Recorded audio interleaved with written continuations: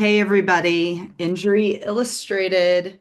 We're on chapter 31, and I'm going to read a paragraph, but really quick, I'm going to revisit chapter 16 because there's a quote from Gerry Spence, who we just lost this week. He died at the age of 96, and he was a very well-known trial attorney, and he was the mastermind behind the original Trial Lawyers College. So, in his honor and memory, I want to read a quote from Gerry Spence. Gerry says, "The importance of demonstrative evidence to persuade people is beyond dispute.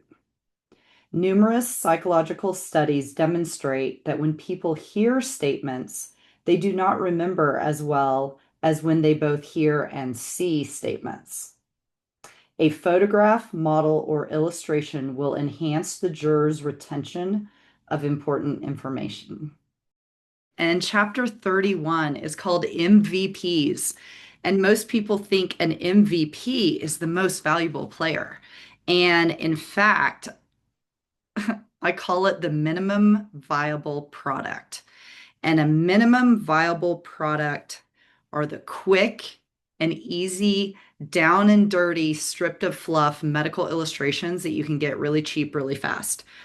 And speaking of former attorneys, I have a quote. One of the paragraphs is a quote from an attorney who has moved on to pursue his passion in another arena of life. And his quote: "Jurors need to see what happened to your client. Doctors are not the best at explaining injuries on their own. They also tend to minimize injuries and treatment. Illustrations help communicate injuries in a way that jurors understand. While medical testimony can go right over a juror's head, a powerful medical illustration will be remembered throughout trial. These images are also a great way to make otherwise dry medical testimony interesting. Jurors always perk up and listen when they see illustrations of the injuries, and I am convinced visuals help them remember the gravity of the claims."